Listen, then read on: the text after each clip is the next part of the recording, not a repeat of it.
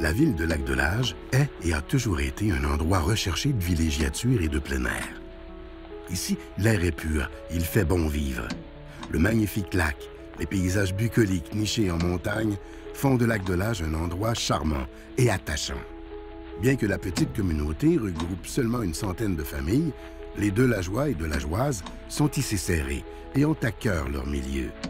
Ce qui fait de la région un endroit dynamique et plein de vie. En 60 ans, la ville a évolué, mais le territoire témoigne toujours d'une belle et riche histoire où tout commence par un lac. Place à la mémoire.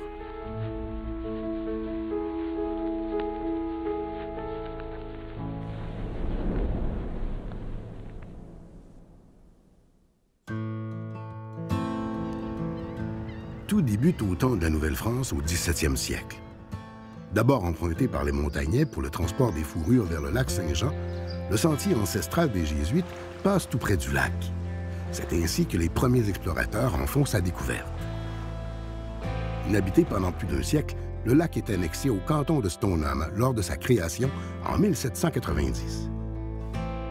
Comme le lac Saint-Charles, le lac de Lage est fréquenté occasionnellement au 19e siècle par les touristes de la bourgeoisie, mais aussi par des peintres, dont Cornelius Grégoff. Sur deux de ses toiles apparaît le lac Laurent, nom donné au plan d'eau à l'époque.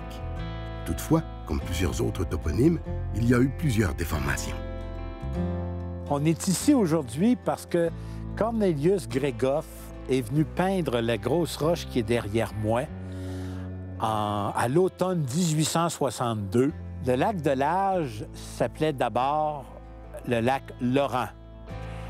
On le découvre d'abord dans un rapport d'exploration d'une ligne d'arpentage qui partait du lac Laurent, la ligne d'arpentage qui s'appelle la ligne Blacklock et du Berger, et qui servait à mesurer la distance entre l'encoignure sud du canton de Stoneham jusqu'au lac Saint-Jean. On a mesuré une distance de 104 000.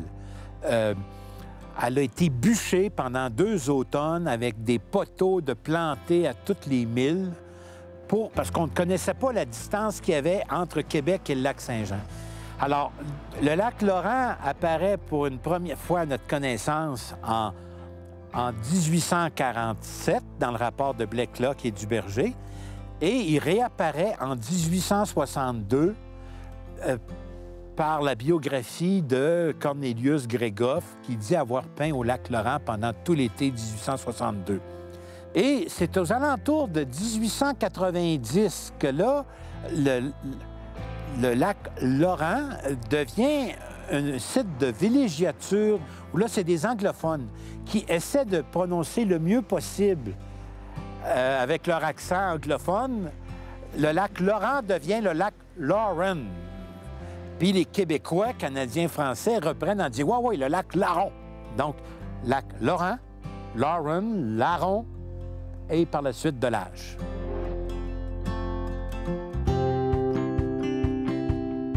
En 1864, les terres situées au nord du lac de Lage sont la propriété de la famille Dunn. Elles passent ensuite à William Charles Wood, qui les revend à l'une des familles bourgeoises anglophones de Québec, les Gales, provenant d'Angleterre vers 1900. Ils y construisent un vaste domaine appelé Rockland Farm et l'occupent pendant plus de 30 ans. C'est en 1912 que la famille Gales va se voir conférer un droit pour l'ensemble des terres et du lac de Lage. Donc, ce sera vraiment un grand domaine privé à l'époque. Puis même à cette époque-là, la famille Gales va se faire construire un château, donc vraiment une grande résidence secondaire. Château qui va être accompagné d'une résidence pour les employés aussi.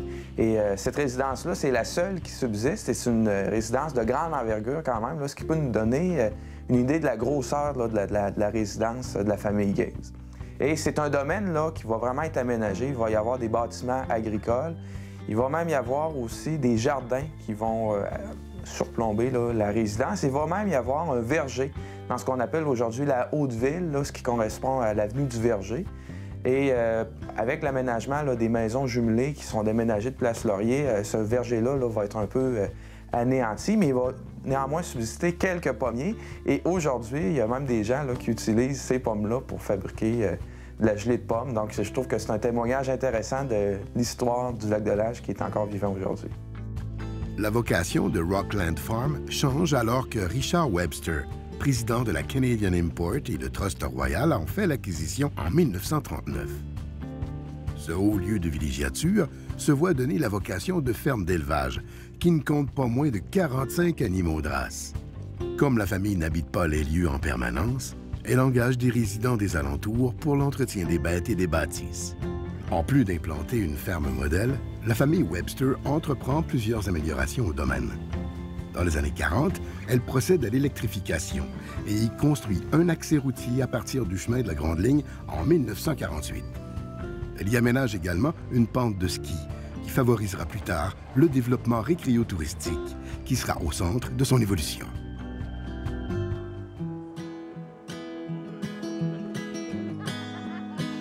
Il n'y a pas de la ville pour faire du ski dans cette petite pente-là. C'était un peu comme on amène notre train ou on amène nos skis pour s'amuser, pour apprendre. C'était vraiment familial.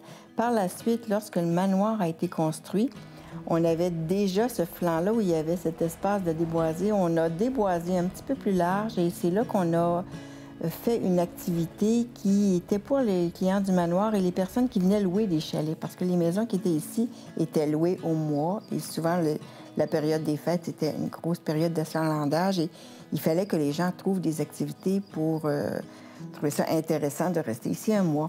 Donc, à ce moment-là, je dirais dans les années 65, on a installé des remontes-pentes mécaniques comme un T-bar et 2 télésièges qui permettaient de monter non seulement la petite pente qui avait d'abord été faite sur le flanc du côté est, mais on a développé aussi plusieurs pistes sur la montagne qui est à l'ouest et qui est vraiment une beaucoup plus grosse montagne.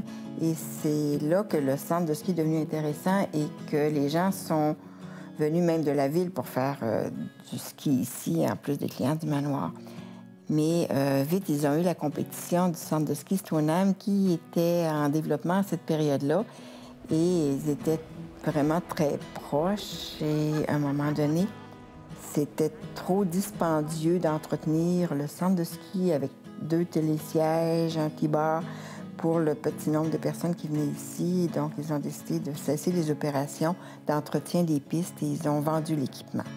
La famille Webster vend son domaine à un groupe d'hommes d'affaires, soit Amédée Demers, Paul Racine et François Nolin. Tous 3 à la tête de l'entreprise, les Immeubles des Monts. Au moment de sa création, Lac-de-l'Âge n'est plus ni moins qu'une ville privée appartenant à ces 3 hommes. Ainsi, les 3 dirigeants de la compagnie forment également le conseil de ville provisoire. Le 11 février 1959, la ville de Lac-de-l'Âge est incorporée. C'est le premier ministre du Québec, Maurice Duplessis, qui suggéra de nommer la ville et le lac ainsi en l'honneur de son ami récemment décédé, le sénateur québécois Cyril Fraser-Delage.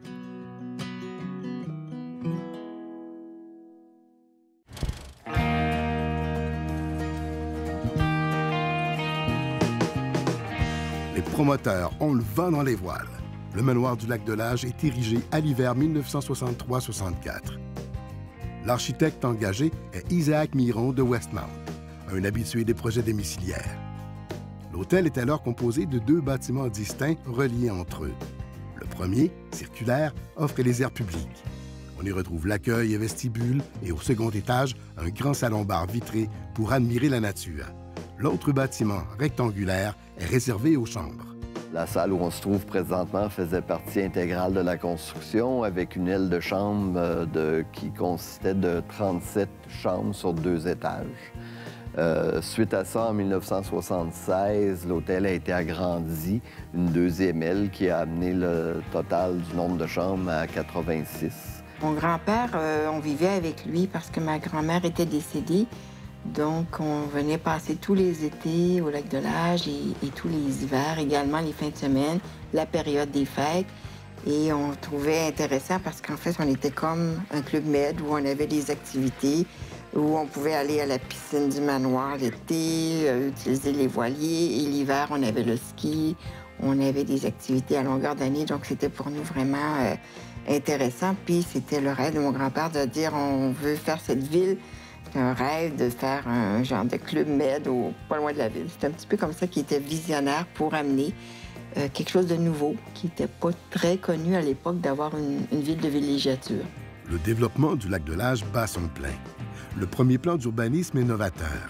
Il prévoit 5 quartiers d'une centaine de maisons locatives de style chalet suisse, regroupées autour du manoir qui devient rapidement un lieu de rencontre prisé. Plusieurs infrastructures sont érigées, dont un quai d'accès au lac qui séduit tout autant les résidents que les plaisanciers. À 16, 17, 18 ans, j'ai eu la chance de travailler pendant 3 étés en tant que responsable des activités nautiques. À l'époque, on était un peu les beach bums du coin, là. Alors, c'était un fait qu'il y avait un petit prestige d'être le moniteur de ski nautique et il y avait tout le glamour qui venait autour de ça. C'est des bons souvenirs. C'est pas mauvais d'y passer. C'est pas mauvais de se rappeler de ça.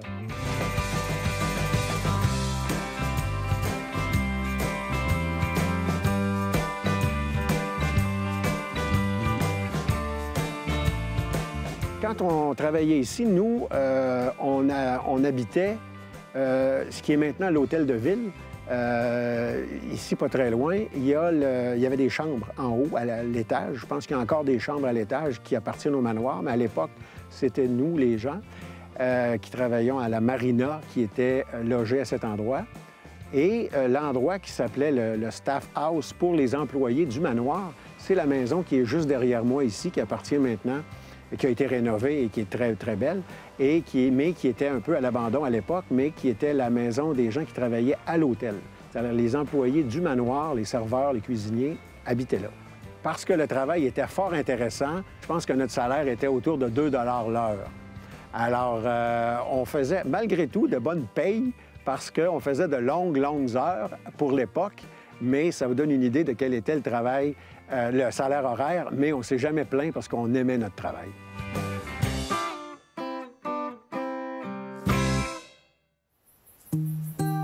À cette époque d'après-guerre, l'ère de la banlieue débute au Québec. Les anciens territoires agricoles situés à proximité des villes sont acquis massivement par des entrepreneurs pour la construction de quartiers et de résidences unifamiliales. Dans la poursuite de ce même objectif, les 3 associés des immeubles des Monts désirent construire une banlieue de choix où les loisirs, les sports et les activités offriraient une qualité de vie agréable tout au long de l'année. Mon grand-père et ses associés ayant développé Place Laurier, ils avaient sur les terrains qu'ils avaient acquis des maisons qui appartenaient autrefois à l'armée et ils ne savaient pas trop quoi faire avec. Alors, ils ont décidé, plutôt que de les démolir, de les transporter au lac de l'Âge et de les aménager pour en faire un nouveau quartier. Et on a installé les maisons sur le haut de la montagne. Présentant un caractère architectural distinctif, ce plan de développement ambitieux sera cependant abandonné après la réalisation du premier arrondissement organisé autour du manoir. Ces résidences d'été sont finalement mises en vente et les gens s'installent graduellement de façon permanente. Au début, on restait sur la rue des Crans. À cette époque-là, Paul Racine louait les maisons à des villégiateurs. C'était pas des résidents annuels, là, si on peut dire. C'était tous des villégiateurs qui venaient ici. Puis quand on était levé au mois d'août, c'était plein de monde dans toutes les maisons. Tout le monde se promenait en maillot de bain. Et puis, nous autres, on restait au coin de la rue là, des Crans. Et puis, au mois de septembre, tout ce monde-là a disparu. Ça fait que Guy, ça n'a pas d'allure de rester ici, là. Il trouvait ça ennuyant, puis d'ailleurs, nous autres aussi, puis surtout les jeunes, ils ne trouvaient pas ça très drôle. Ça fait qu'il a voulu acheter une maison. Puis Paul Racine ne vendait pas de maison à cette époque-là. 2 ans après, on a réussi à avoir la maison ici. Ça fait qu'on est resté ici, comme je vous dis, depuis 47 ans. Puis dans ce temps-là, c'était de la forêt. De l'autre côté, il n'y avait pas de maison, c'était de la forêt. Le courrier n'était pas ici en haut. Il fallait descendre près de l'hôtel de ville pour aller chercher le courrier. Ça fait que là, à tous les jours, je partais en ski, je montais la côte par là, puis je redescendais sur les pistes de ski pour aller chercher mon courrier. Ça, c'était un sport obligatoire, ça. À tous les jours, il fallait faire ça pour aller chercher le courrier. Le développement immobilier ralentit significativement dans les années 80, alors que le Québec est frappé par une sérieuse récession. Le chômage, la hausse des taux d'intérêt et l'inflation freinent entreprises et particuliers. À partir de 1990, la partie ouest du lac est développée dans une optique totalement différente de la thématique de la partie nord-est initiale. Les lots sont de différentes dimensions et l'architecture est plus libre. Destinée à une clientèle plus aisée, cette seconde phase comporte des lotissements de faible densité et abondamment boisés.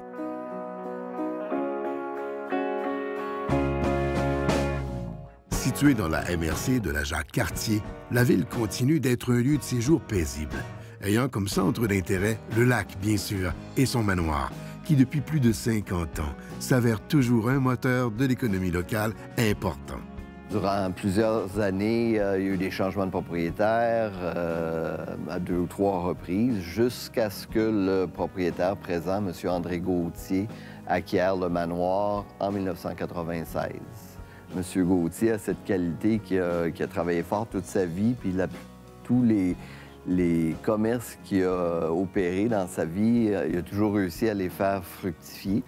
Alors, c'est un peu ça, lui, son challenge pour le manoir. Il s'est toujours dit, je vais réussir à tourner le manoir afin que, pas nécessairement qu'on fasse des profits extraordinaires, mais que tout reste à flot, puis qu'on puisse continuer.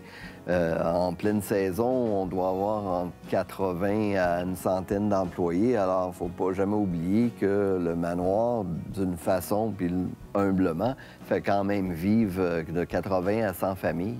Alors, il y a des gens des alentours qui travaillent ici, à proximité du manoir. Alors, chapeau à M. Gauthier, parce que, comme je viens de dire, il y a des années où il aurait pu dire « je vais arrêter de faire des efforts ».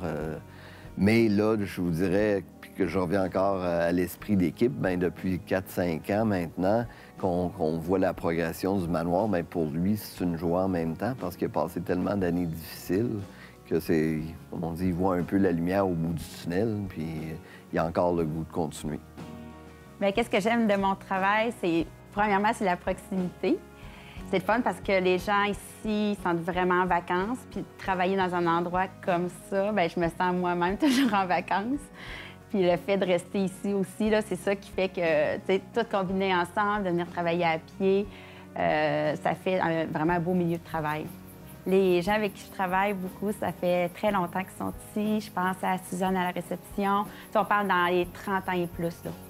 Du monde qui travaille ici depuis qu'ils ont 18 ans. Donc, c'est le fun d'être toujours connecté avec qu'est-ce qu'a été le manoir avant, l'évolution. Je trouve ça super intéressant. Ils me parlent des soirées dansantes qu'il y avait dans le temps, dans la salle de bal. Le monde venait de la ville, le casse-croûte qu'il y avait ici en bas, après ça, qui est monté en haut. C'est le fun de toujours être en connexion comme ça avec des gens que ça fait longtemps qui ont à cœur l'entreprise.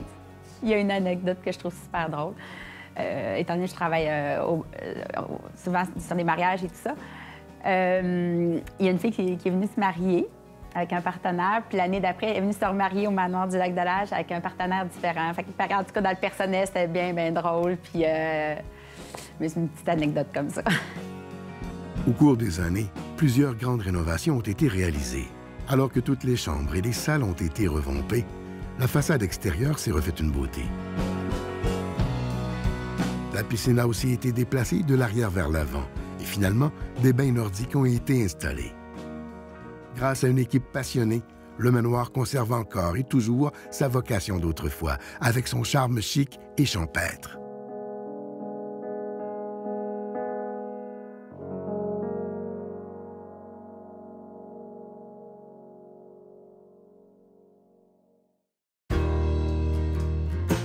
Aujourd'hui, le Lac-de-L'Âge a grandi et sa population, au nombre d'environ 700 habitants, protège et conserve son milieu de vie agréable.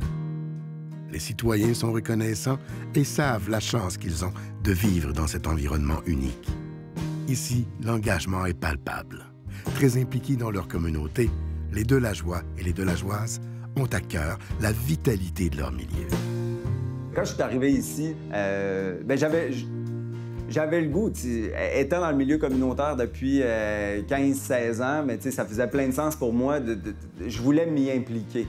Donc, je suis allé quelques fois au conseil municipal, puis à ce moment-là, j'ai senti qu'il y avait une ouverture pour proposer des choses. Par exemple, il y avait un sujet qui sortait, mais là, tu proposes quelque chose, puis là, tu te rends compte qu'un petit peu après, ça s'est réalisé, ta suggestion a été prise en compte.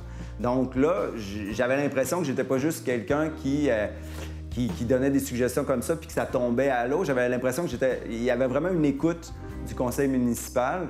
Et fait que suite à ça, tout c'est comme emboîté. Tu sais, quand tu te sens que les gens sont à ton écoute, là, tu te dis, ça serait chouette de m'impliquer encore plus, d'en donner plus. Fait que c'est ça qui a fait qu'après ça, que je me suis impliqué dans le comité de la famille, après ça comme conseiller municipal. Puis cette écoute-là, elle reste encore. Puis il y a encore des initiatives, des idées. Là, je pense au groupe de Scrabble, des citoyens qui, eux autres, décident d'aller à la municipalité puis disent, nous autres, on aimerait ça former un groupe de Scrabble. Très bien, on va vous prêter un local, vous allez pouvoir venir et tout ça. Fait qu'il y a comme... Il y a beaucoup de possibles ici parce que, justement, on peut bénéficier d'une forte vitalité communautaire. Sur notre population de 686 personnes, tu as à peu près le 20 un cinquième de la population qui est impliquée en tant que bénévole dans le milieu. Fait que, ça démontre vraiment que les gens sont intéressés à s'impliquer. C'est pas juste moi, les autres aussi, ils ont le goût d'apporter, mais à différents niveaux. Ça peut être s'impliquer dans la fête des Tucs, ça peut être...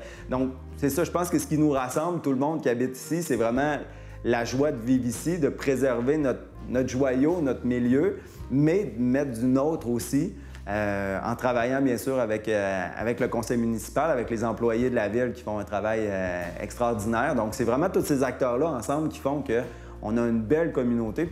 Puis en tout cas pour moi, je trouve ça très rafraîchissant, puis ça me donne le goût d'en donner plus, puis de m'y impliquer encore plus. Puis voilà. Ici, c'est vraiment resté intact et je pense que c'est ça sa grande force. Si vous visitez une ville que vous n'avez pas visitée depuis 25, 30 ou 40 ans, c'est pas sûr que vous allez retrouver la même chose. Ici, c'est ce qui s'est passé. Alors, bravo pour le Lac-de-Lage d'avoir conservé cet esprit d'amants de la nature et de gens qui aiment la qualité de vie. Merci à tous de faire de notre milieu un endroit précieux où il fait bon vivre. À tous les Delageois et Delageoises, bon 60e.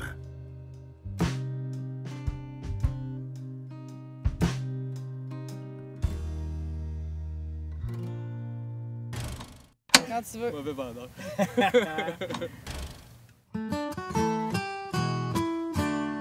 C'est aux abords du lac Laron, concitoyens, qu'a pris racine la belle ville de Lac-de-Lage. Le chemin des Jésuites jadis le contournait. Cornelius Krigoff a peint son paysage. Au sud des missions, aux confins des seigneuries, ils ont tardé à s'installer sur son rivage. 21 domaines, une ferme, un verger fleuri. La bourgeoisie fit courir son éclairage.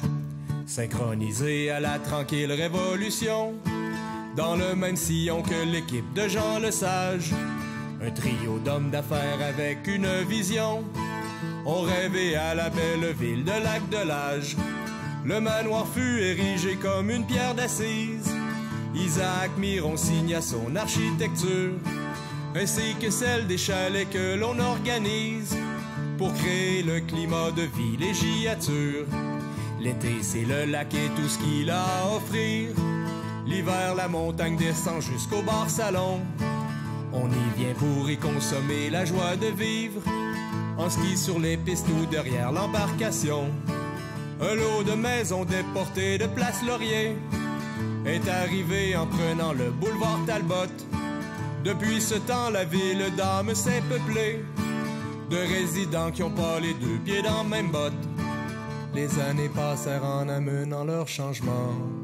La colline lentement s'est mise à reboiser.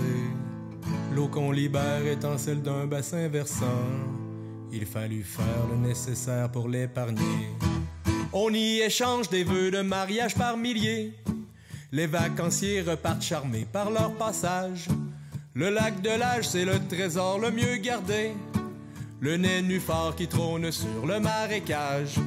Le cri du huard nous revient à chaque printemps. L'automne nous surprend chaque fois avec ses couleurs.